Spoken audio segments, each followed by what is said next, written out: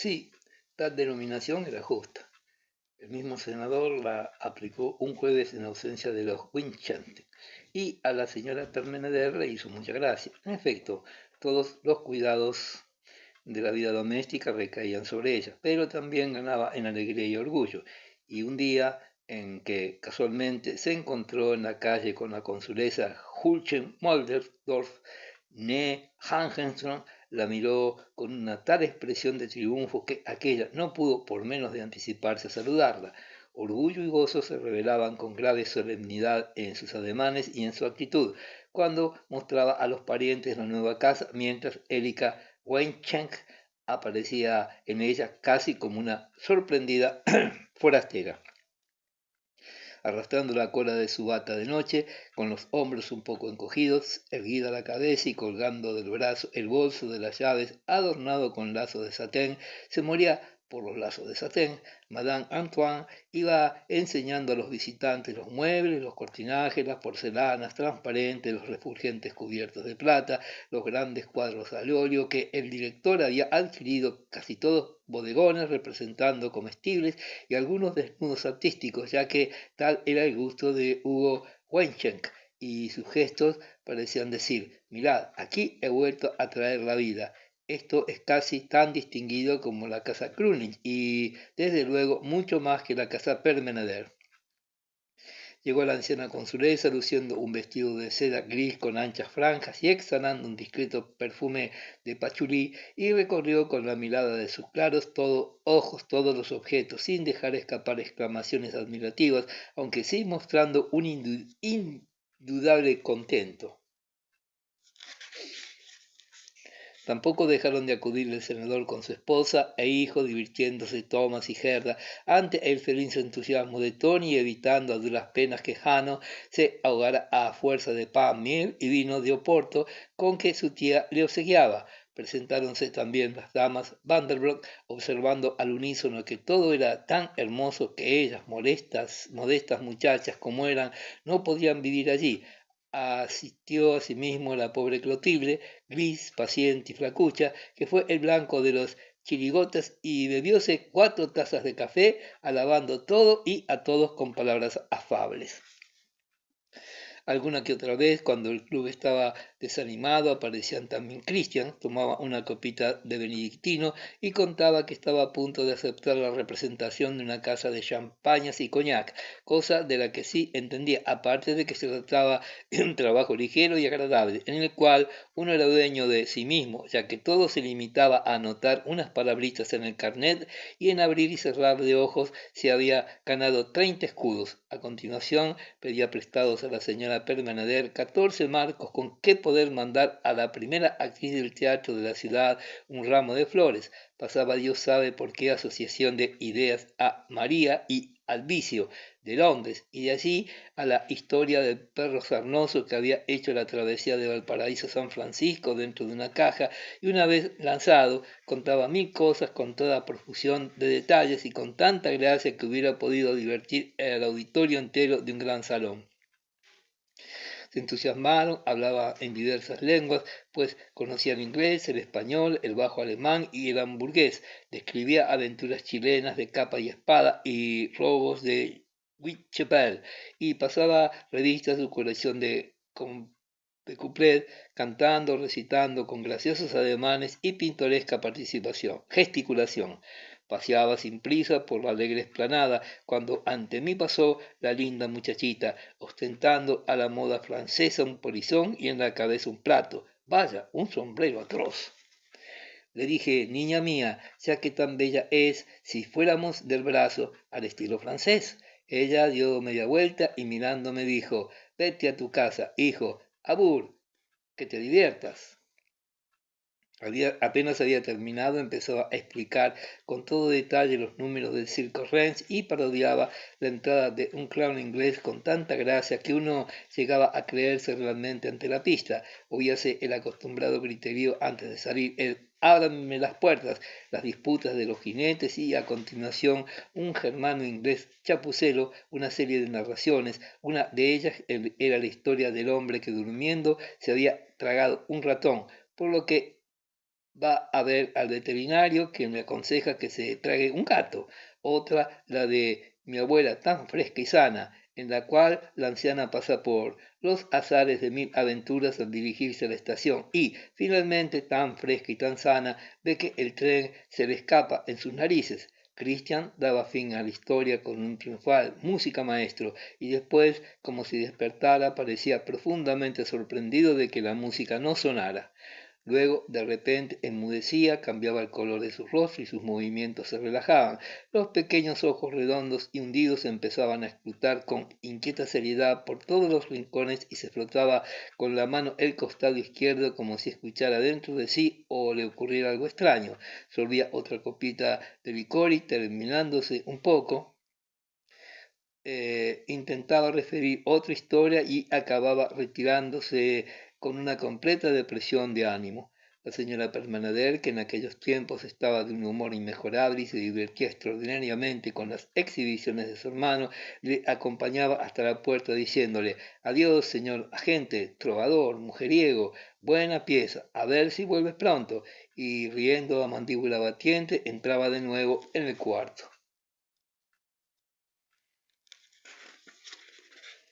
Por todo esto no se amella en Christian, ni siquiera lo oía, pues le embargaban sus pensamientos. Bueno, se decía, nos iremos un rato a Quisisana, y hundiéndose el sombrero en la cabeza y apoyándose en su bastón rematado por el busto de monja, descendía la escalera lentamente con dificultad, cojeando un poco.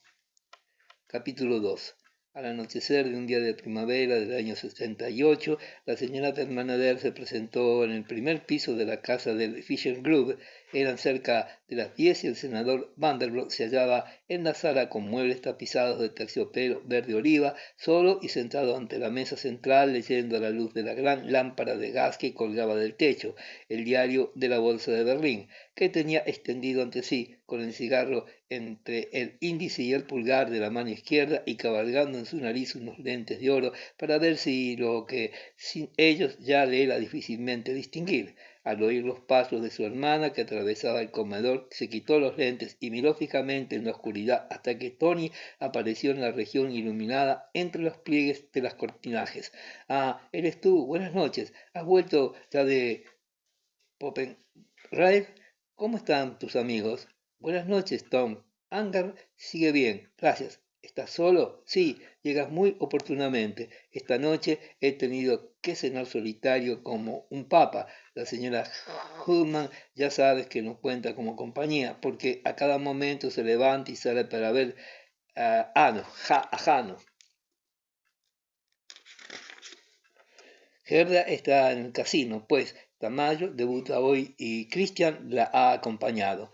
Diablos, como dice mamá, he observado que en estos últimos tiempos Gerda y Christian se llevan muy bien. Yo también, desde que reside aquí empieza a tomarle afecto, le escucha con atención cuando cuenta sus dolencias, la divierte. Hace poco me decía, no es un burgués, Tomás, lo es todavía menos que tú. ¿Burgués? ¿Burgués, Tom? Me parece que en todos estos mundos de Dios difícilmente se encontraría mejor burgués que tú. Sí, bien, pero no lo dice en ese sentido. A ver, apártate un poco, chiquilla. Tienes un aspecto magnífico. ¿Te has probado el aire del campo?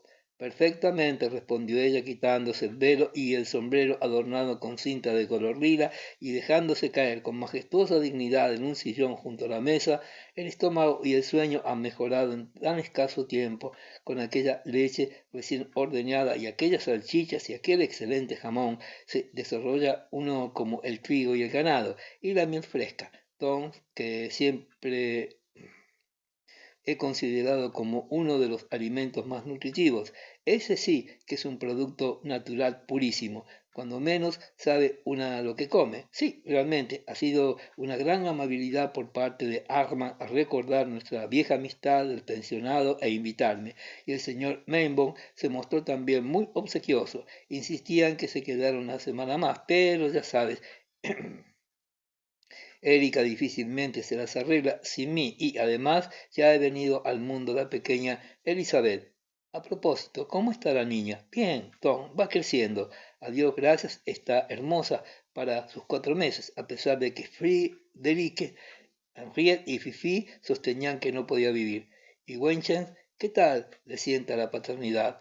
No le veo más que los jueves. Ah, él siempre es el mismo. Mira, es un buen muchacho, muy activo y en cierto modo un modelo de marido, pero detesta los cafés y de la oficina se viene directamente a casa para pasar sus horas libres a nuestro lado. Pero hay una cosa, Tom, entre nosotros ya podemos hablar claro. Pretende que Erika esté siempre de buen humor y que hable y bromee sin cesar. Pues dice que cuando llega a casa lleno de cansancio y fatiga, quiere que su mujer la entretenga alegre y agradablemente, le divierta y reanime. Dice que para eso está la mujer en el mundo. Estúpido, murmuró el senador, y lo peor de todo es que Erika tiene cierta tendencia a la melancolía. Tom, debe haberlo heredado de mí. Algunas veces está seria, taciturna y pensativa, y él, enojado, la riñe diciéndole cosas que, la verdad, no pecan por exceso de delicadeza. En muchas ocasiones demuestra que, en realidad, no es hombre de buena familia y que, desgraciadamente, no ha recibido lo que puede llamarse una buena educación. Sí, Tom, debo hablarte con toda sinceridad. 2 días antes de mi partida a Poppenrad, tiró la tapa de la sopera al suelo porque la sopa estaba muy salada. Graciosísimo. No, al contrario, pero tampoco debes juzgarle por eso. Todos estamos llenos de defectos y un hombre tan celoso, tan firme, tan activo, líbreme Dios. No, Tom, una tosca corteza y una buena simiente no es lo peor en la vida terrena. Ahora mismo, en los días que he pasado en Popenrad, me he encontrado con circunstancias bastante más tristes. Armand, cuando se vio a solas conmigo, se puso a llorar amargamente. ¿Qué dices? El señor von Membon, Ralph von Membon, es un hombre amabilísimo. Toma, pero es un señorito carabela. Juega en Rostock, juega en Munde y sus deudas son tan numerosas como las arenas del mar. Nadie que haya pasado un par de semanas en Popernad lo creería. La casa solariega es magnífica, toda próspera a su alrededor y no escasea leche ni salchichas o jamones, pero con un patrimonio semejante falta con frecuencia la noción de la realidad. En resumen, que reina allí un desorden terrible, según me confesó Arman entre sollozos. Eso es triste, muy triste. Puedes decirlo con toda certeza, pero el caso estriba en que, por lo que he podido deducir, aquella buena gente, al invitarme, lo ha hecho también con propósito interesado. ¿Cómo es eso? Te diré, Tom, el señor von Membo necesita dinero, necesita urgentemente una cuantiosa suma y, conociendo la vieja amistad que existe entre su esposa y yo, y no ignorando además que soy su hermana, se ha valido en sus apuros de mujer y esta de mí. ¿Comprendes? El senador se pasó la punta de los dedos de su mano derecha a lo largo de la raya que partía su cabello y contrajo el rostro.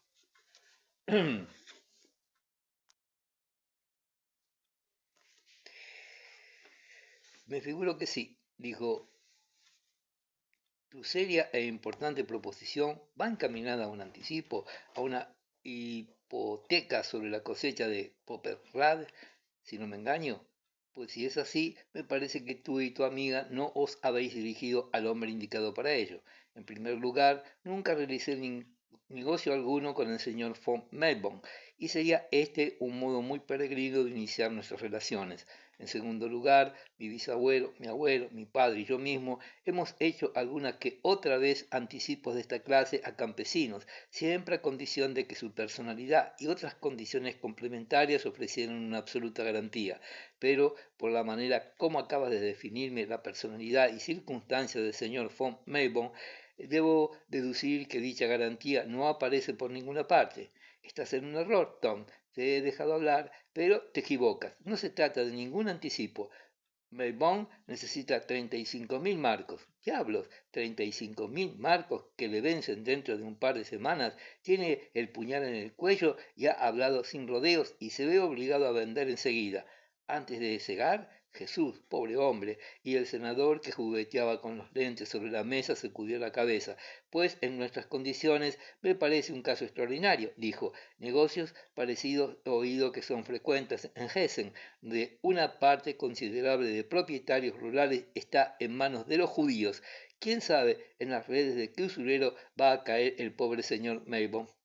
¿Judío? ¿Usurero? Exclamó la señora Permaneder fuertemente admirada. Pero si se trata de ti, Tom, de ti. Thomas Vanderbilt soltó bruscamente los lentos que, resbalando por la hoja del periódico, fueron a posarse sobre la mesa y con un gesto brusco se volvió a su hermana. ¿De mí? Preguntó con un movimiento de los labios, sin articular sonido alguno, y luego añadió, ve a acostarte, Tony, estás excesivamente fatigada. Sí, Tom, lo mismo dijo anoche Ida Husman en casa cuando comenzábamos a arreglarnos, pero te aseguro que nunca estuve más despierta y satisfecha de lo que ahora estoy, ya que a pesar de la noche y de la niebla, me acerco a ti para hacerte la proposición de Armar, es decir, de Rally von Maybon. Bueno, te disculpo porque conozco tu candidez y me imagino la difícil situación de Maybon. Dificultad, candidez, no te comprendo, Thomas. Estoy muy lejos de comprenderte. Se ofrece una ocasión para hacer una buena obra y al mismo tiempo el mejor negocio de tu vida. Pero, criatura, estás diciendo disparates, exclamó el senador apartando el cuerpo con un gesto de impaciencia. Perdona, pero con tu inocencia eres capaz de desconcertar al hombre mejor prevenido. ¿Acaso no comprendes que lo que me aconsejas es una indignidad, una serie de manejos nada limpios? ¿Quieres que pesque en agua turbia? ¿Quieres que explote brutalmente a un hombre, que me aproveche de las dificultades de ese propietario, que abuse de un indefenso? ¿Quieres que le fuerce a cederme la cosecha de un año por la mitad de su valor para hacer así un negocio que en realidad es un verdadero robo? Ah, si miras las cosas desde el punto de vista, replicó intimidada y pensativa la señora Permeneder, mas animándose bruscamente prosiguió. Pero si no hay que tomarlo de esta manera, Tom, forzarle. Si es él quien vino a ti, necesita dinero y desearía arreglar el asunto de una manera amistosa, bajo mano, sin divulgarlo. Por eso ha reanudado sus relaciones con nosotros y por eso he sido invitada. En una palabra, se equivoca sobre mi persona y sobre el carácter de mi casa. Yo tengo mis normas. Un negocio así no se ha realizado entre nosotros en 100 años de existencia comercial y no seré yo quien vaya a inaugurar semejantes maniobras. Eh, Siento, tú tienes tus tradiciones, tus normas, Tom, y son muy respetables. Claro es que papá no se hubiera metido en eso, quien lo duda, pero aunque soy tonta, no dejo de comprender que tú eres un hombre muy distinto de él y que cuando te hiciste cargo de los negocios tomaron enseguida un rumbo diferente al suyo y realizaste después muchas cosas que papá nunca hubiera hecho.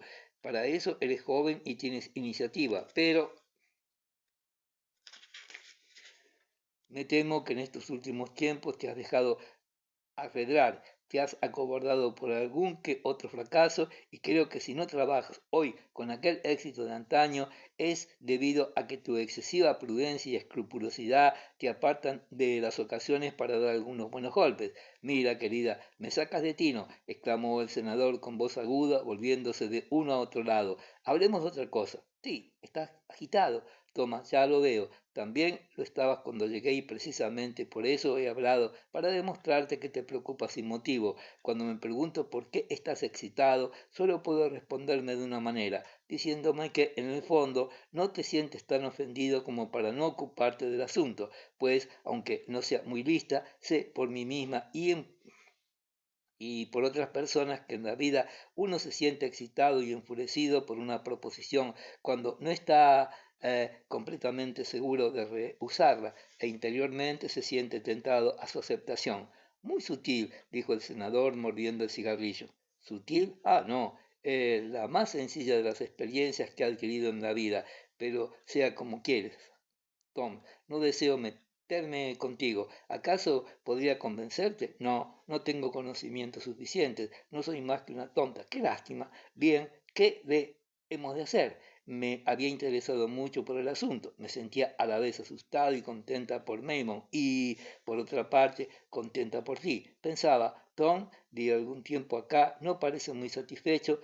Antes se quejaba y ahora ni eso. Ha perdido dinero. Los tiempos son malos y precisamente en estos momentos, cuando a Dios gracias mi situación ha mejorado y me siento feliz, Y después pensé, he aquí algo para él, una buena oportunidad. Con esto se pondrá a flote y podrá demostrar a la gente que la firma Johann Vanderburg no ha perdido todavía su esplendor, ni ha sido abandonada por la fortuna. Y si tú hubieses coincidido conmigo, me hubiera sentido orgulloso de mediar en el asunto, pues ya sabes que siempre fue mi sueño y mi pasión ser útil a nuestro nombre. Basta, ahora cosa queda ya descartada. Lo único que me irrita es la idea de que Maybon tendrá que vender su cosecha sea como sea, y si acude aquí a la ciudad no dejaré de hallar comprador. Hay uno por de pronto, y es Hermann Angenstrom, a Le Fillou. Así puede dudarse de si ese lo dejaría escapar, exclamó el senador con amargura, y la señora Permenader por toda respuesta repitió por 3 veces, ¿lo ves? De pronto, Thomas Vanderbroek sacudió la cabeza, prorrumpiendo en una risa airada. Es estúpido. Estábamos hablando aquí con un gran derroche de seriedad, por tu parte al menos, de una cosa totalmente incierta, que flota completamente en el aire. Que yo recuerde, no te he preguntado todavía de qué se trata en concreto, qué es lo que el señor von Maybon quiere vender. No conozco tampoco a Poppenrad. Ah, hubieras tenido que ir, naturalmente, dijo ella con vivacidad. Es un salto de aquí a Rostock y luego, desde allí, casi nada. Lo que tiene en venta Poppenrad es una gran propiedad. Sé positivamente que recoge más de 2.000 sacos de trigo, pero desconozco otros detalles. Ignoro lo que da la avena, centeno o cebada. Tal vez 500 sacos de cada cosa, más o menos. No lo sé, que es magnífico, eso sí puedo afirmarlo. Lo que soy incapaz de darte, Tom, son números porque soy una boba. Tendrías que ir tú, naturalmente. Una continuación. A continuación una pausa. Bueno, no vale la pena de perder en ello 2 palabras, concluyó el senador brevemente y en tono firme. Enseguida, tomando los lentes y metiéndoselos en un bolsillo del chaleco, se abrochó la levita, se levantó y con rápidos y sueltos movimientos que parecían querer excluir todo síntoma de precaución, comenzó a pasearse por la estancia. Luego se detuvo junto a la mesa, inclinándose ligeramente hacia su hermana y golpeando con el encorvado índice de la superficie del mueble, dijo: Voy a referirte una anécdota, mi querida Tony, que te enseñará cuál es en mi modo de proceder en semejantes casos.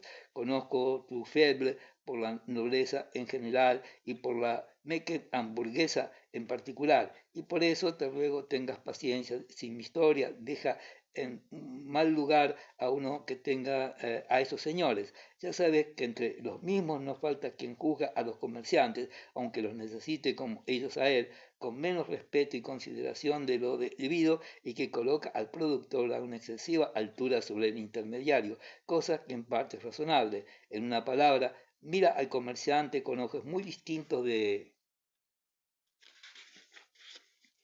aquellos con los cuales se suele mirar al traficante judío, a quien venden las ropas usadas con plena convicción de ser explotados.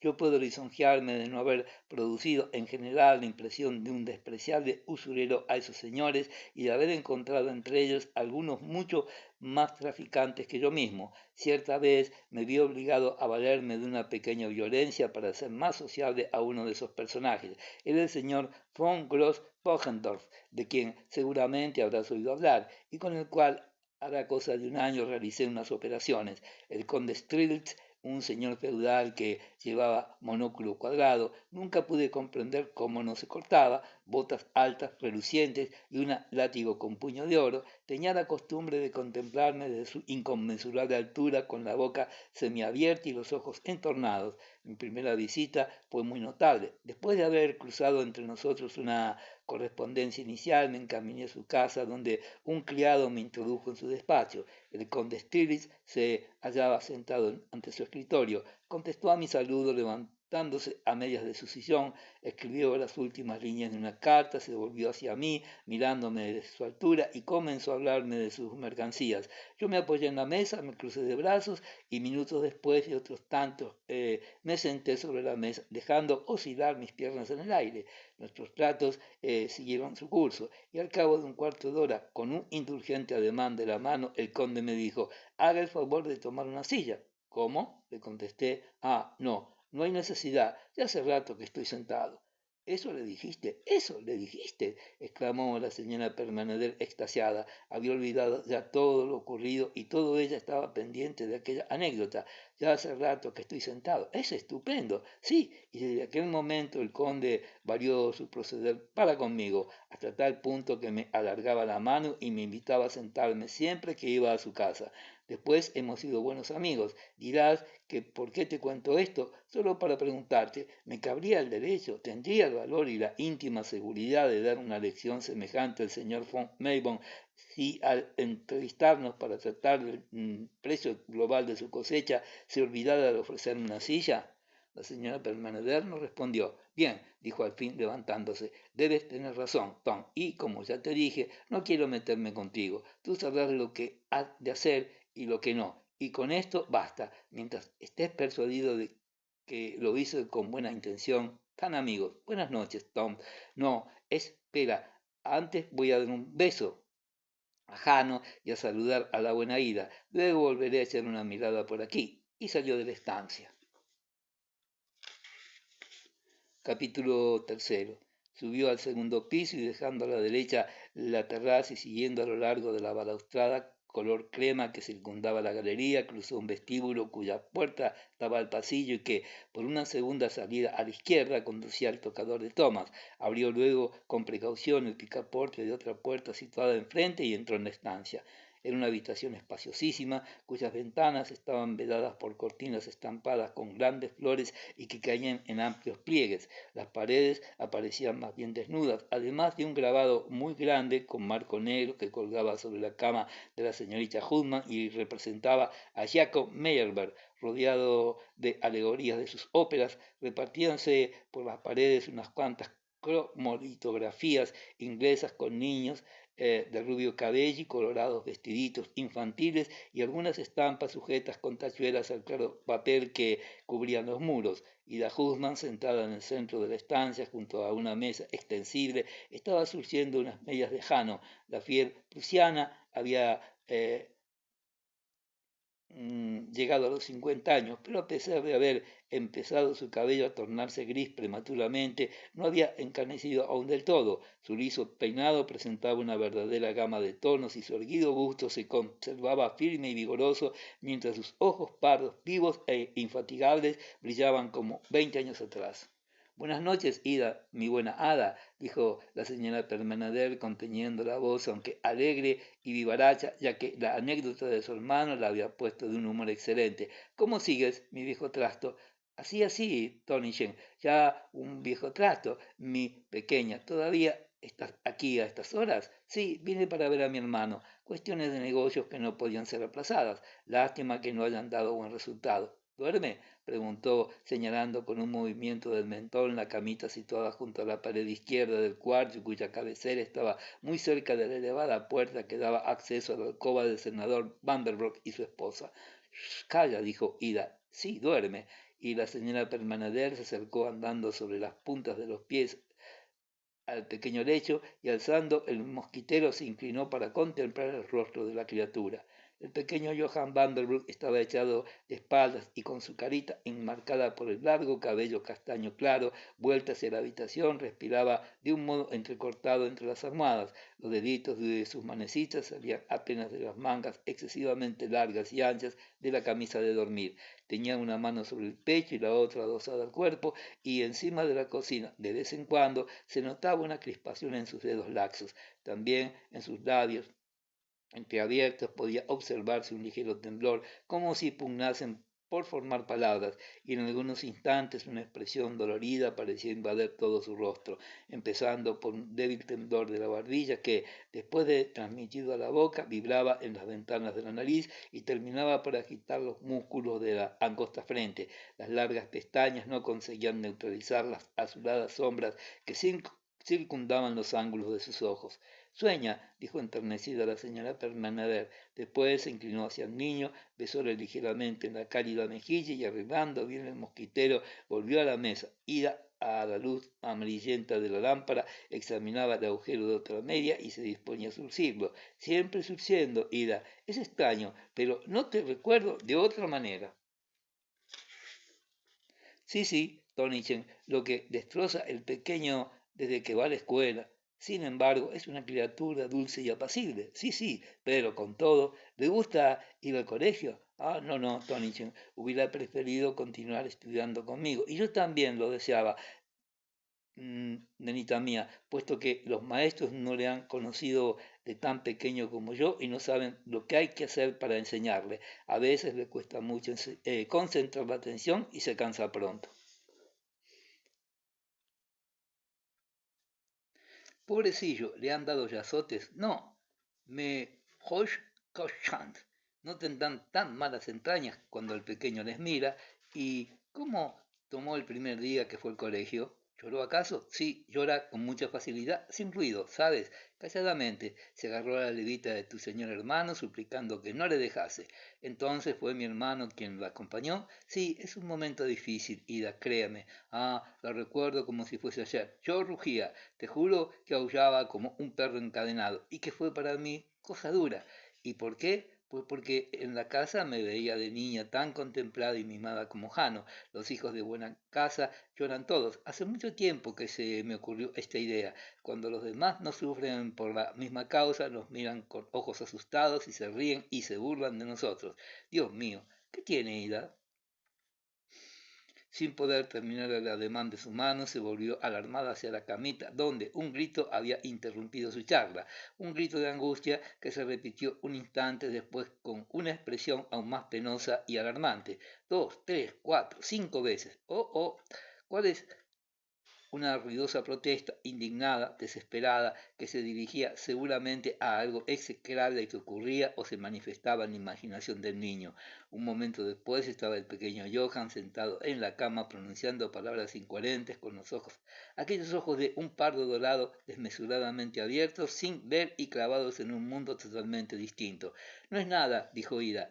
El miedo, ay, es a veces mucho más violento, y con toda calma dejó el trabajo, se acercó con su largo y firme paso a la cama del niño y forzándole a echarse nuevamente, le abrigó mientras le prodigaba palabras tranquilizadoras. Ya, de modo que es el miedo, repitió la señora Permaneder. ¿Estás despierto? Pero Jano no se había despertado a pesar de que sus ojos continuaban abiertos y los labios seguían moviéndose. No, así, así. Ahora empezamos a cuchillar. ¿Qué dices? Preguntó Ida, que junto con la señora Permeneder se aproximó para prestar oído a aquel intranquilo balbuceo. Quiero ir a mi jardincito, decía Jano, articulando difícilmente. Quiero regar mis plantas. Está recitando sus poesías, explicó Ida Human, meñando la cabeza. Bien, bien, basta. Duerme, querido. Levantaos, enanitos. Vais a empezar, decía Hannah suspirando. De pronto se alteró la expresión de su rostro, cerrándosele los ojos, movió la cabecita de un lado a otro de la almohada y con voz plácida y dolorida prosiguió. El niño que llora, la luna que brilla, la campana señala las 12. Escucha, señor, al doliente que implora. A estas palabras y un sollozo y las lágrimas empezaron a brotar entre sus pestañas, deslizándose lentamente por las mejillas. Entonces despertó, abrazó a Ida y, después de pasear una mirada de sus húmedos ojos por toda la estancia y de murmurar unas palabras afectuosas sobre tía Toni, hundióse en el lecho y quedó otra vez dormido profundamente. Es extraño, dijo la señora Permaneder cuando Ida se sentó volviendo a su surcido. ¿Qué poseías son esas, Ida? Están en su libro de lectura, respondió la señorita Hudman. Se titulan El cuerno maravilloso del niño. Son curiosas. Estos días ha tenido que aprenderlas y no ha hablado poco de su enanito. ¿Lo conoces? Es verdaderamente pavoroso. Ese enano jorobado se halla en todas partes. Rompe la tapadera del puchero, se come el ratón, roba la leña, no deja rodar el uso, se ríe de todo el mundo y como final suplica que se le tenga presente en las oraciones, sí, y el pequeño lo ha hecho, como ves, no pasa día sin que piense en él. ¿Sabes lo que me dijo? 2 o 3 veces repitió, ¿verdad, Ida, que no lo hace porque es malo? Lo hace por tristeza y cada vez está más triste. Cuando se le reza, entonces ya no se repite, ¿verdad? Y aún esta misma noche, cuando vio que su mamá iba al concierto, le ha preguntado si también debía rezar por el enanito. ¿Y lo ha hecho? En voz alta, no, pero en su intimidad no hay duda. De la otra poesía titulada La hora del amén no ha dicho una palabra, ha llorado solamente. Pronto le brotan las lágrimas al pobrecillo y lo que le cuesta cesar en el llanto. Pero, ¿qué hay en ello que sea tan triste? Qué sé yo, al principio esa estrofa que ahora repetía en sueños sollozando y no pudo continuar. Luego hay otra de un carretero que ha de levantarse a las 3 que le hace llorar también. La señora Permaneder no pudo retener una sonrisa de ternura, aunque enseguida su rostro recobró una expresión seria. Pues te diré, Ida, que eso no es bueno. No me parece normal que todas las cosas le afecten de ese modo, que el carretero se levante a las 3. Por Dios, para eso es carretero. La criatura, según veo, muestra una tendencia excesiva a considerar todas las cosas con esos ojos excesivamente penetrantes, afectándose demasiado por ellas, y eso le consume, créeme. Habría que hablar seriamente de ello con Gravó, pues ahí está precisamente la cosa. Continuó cruzándose de brazos, desviando la cabeza y golpeando el suelo con la punta del pie. Gravó va siendo ya viejo, es un hombre de todo corazón, de gran probidad y persona de todas prendas, pero en cuanto a su talento como médico, Ida, yo no lo tengo en gran cosa, y Dios me perdone si me equivoco. Por ejemplo, en el caso de angustia en el sueño, Clavó lo conoce y sin embargo se limita a decirnos lo que es como unas palabras latinas. Pavor nocturno, sí, podrá ser muy expresivo, un hombre muy amable, un buen amigo y todo lo que quieras, pero una lumbrera no. Por ahí no paso. Un hombre de talento tiene otro aspecto y ya desde joven demuestra que hay algo en él. Clavó ha vivido la época del 48, entonces era joven, pero ¿piensas que se preocupó nunca de la libertad, de la justicia, de la abolición de privilegios y del libre albedrío? Es un hombre de carrera y sin embargo estoy persuadida de que las inauditas leyes de la Confederación sobre las universidades y la prensa que se promulgaron en aquella época le dejaron del todo indiferente. Nunca se preocupó de tales temas, nunca salió de sus casillas, siempre ha tenido esa misma cara larga, bondadosa, siempre recetando su palomino y su pan de miga. Y cuando el caso es más serio, su cucharadita de malvavisco. Buenas noches, Ida. Ah, no, aún quedan otros médicos. Lástima que no pueda ver a Gerda casi nunca. Sí, gracias, todavía hay luz en el pasillo. Buenas noches. Cuando la señora Permaneder, al retirarse, abrió la puerta del comedor para despedirse de su hermano, vio que todas las luces estaban encendidas y que Tomás, cruzadas las manos a la espalda, paseaba de un lado a otro de la habitación. Capítulo cuarto. Al quedar solos en el cenador, sentóse de nuevo ante la mesa y poniéndose los lentes intentó abstraerse volviendo a la lectura del periódico. A los 2 minutos ya sus ojos se desviaban de la hoja impresa para fijarse inmóviles durante buen rato a través de los cortinajes que vedaban la zona oscura del salón. Cómo cambiaba la expresión de su rostro cuando se encontraba sin testigos. Los músculos de la boca y de las mejillas, siempre tan inclinados, tan obedientes, se distendían y se relajaban, y cual una mascarilla desprendíase de él aquella expresión forzada de celo, prudencia, afabilidad y energía, para trocarse en otra de penosa fatiga. Los ojos concentrados en un solo objeto, con mirada turbia y estúpida, se le irritaban, empezando a humedecérsele, y sin embargo, sin valor para engañarse a sí mismo, se sentía dominado por una idea entre las muchas que se agolpaban en su mente, graves, confusas, inquietas, una idea desesperante, la que le representaba a sí mismo Tomás Vanderbroek como un hombre agotado a los 42 años de edad. Pasóse con lentitud su mano por la frente y los ojos, y suspirando con desaliento encendió maquinalmente otro cigarrillo, a pesar de estar persuadido de que le perjudicaba, y continuó con la mirada perdida en las tinieblas a través del humo. Qué contraste entre la demacración de sus facciones y el atildamiento de su tocado, aquel perfumado bigote tan erguido, aquella barba y mejillas tan bien afeitadas, la cuidadosa ondulación del cabello cuya escasez comenzaba a manifestarse en la coronilla, disimulada con tanto arte y que el retroceder en dos profundas entradas en las sienes venía a formar una estrecha raya manteniendo sobre las orejas, no ya exuberantes y en mechones como antaño, para ocultar que empezaba a blanquear. Él mismo sentía aquel contraste y sabía perfectamente que a nadie en la ciudad podía escapársele la pugna que se libraba entre su afanosa y elástica actividad y la palidez mortecina de su rostro. Y no era que su personalidad hubiese desmerecido en lo más mínimo y que no se lo considerase tan valioso e imprescindible como en otros tiempos. Los amigos seguían en sus alabanzas y los envidiosos no podían dejar de reconocer que el alcalde doctor Langal había confirmado con mucho énfasis la opinión de su predecesor Overdick de que el senador Vanderbilt debía ser la mano derecha del primer magistrado de la ciudad, pero que la casa Johann Vanderbilt no tenía la importancia de antaño. Era una verdad tan notoria que incluso el señor Stud de la Groningsmenstre lo comentaba con su esposa a mediodía mientras engullían la grasienta sopa, y en tanto Thomas Vanderbilt sufría. Y a pesar de todo, había sido él mismo el autor, el causante de aquel estado de cosas. Era rico y no es que las pérdidas sufridas sin exceptar las más sensibles de los años 66, no hubieran influido de modo alguno para amenazar la estabilidad de la firma,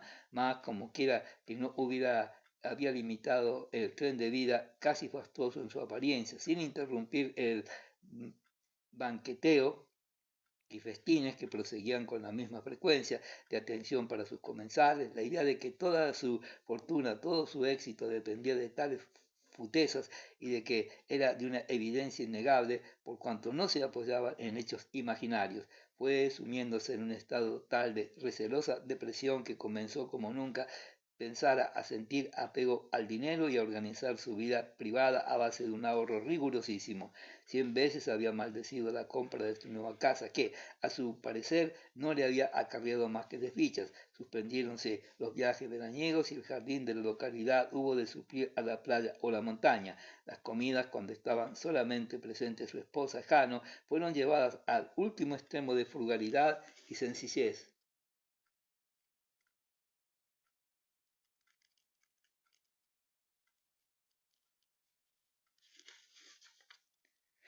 Lo que contrastaba singularmente con el comedor amplio, entarimado, con su elevado y lujoso techo y sus magníficos muebles de roble. Durante largo tiempo, el postre fue reservado solamente para los días festivos. La elegancia aparente continuó, sin embargo, igual, pero Antonio, el antiguo criado, pudo contar en la cocina que el senador ya solo se cambiaba la camisa cada 2 días, diciendo que el lavado estropeaba la ropa, y, aún más, sabía que iba a ser despedido. Gerda protestaba. 3 sirvientas apenas bastaban para el servicio de una casa tan grande, pero nada pudo. Antonio, que por tantos años había conducido el coche llevando a Tomás al Senado, fue finalmente despedido con una prudencial indemnización. Tales medidas correspondían al penoso descenso que en los negocios se había iniciado.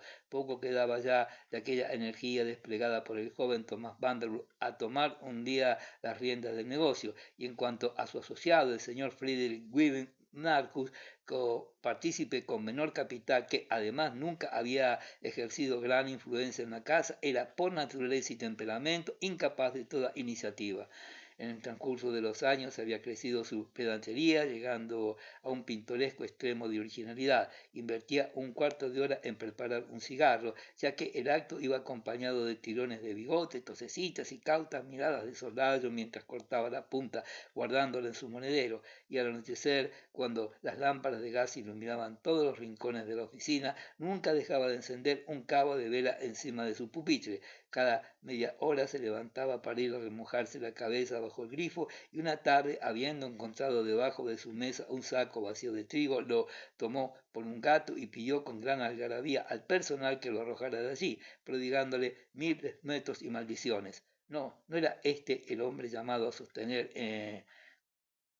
en la momentánea depresión al compañero, ni al encargarse de la gestión con mano firme. A menudo sentía el senador vergüenza y desasosiego exasperantes cuando recapacitaba, con los ojos sondeando las tinieblas y en la penuria de un momento, la insignificancia, la miseria de las transacciones que en los últimos tiempos venía realizando la casa Johann Vanderbroek.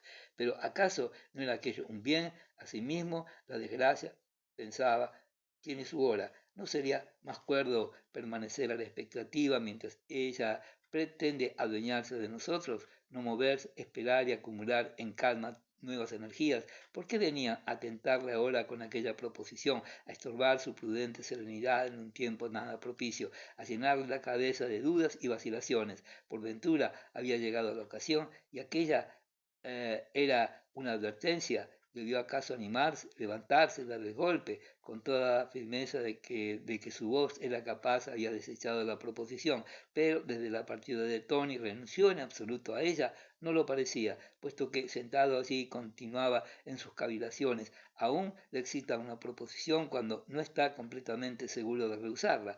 Es endiabladamente astuta esa pequeña Tony.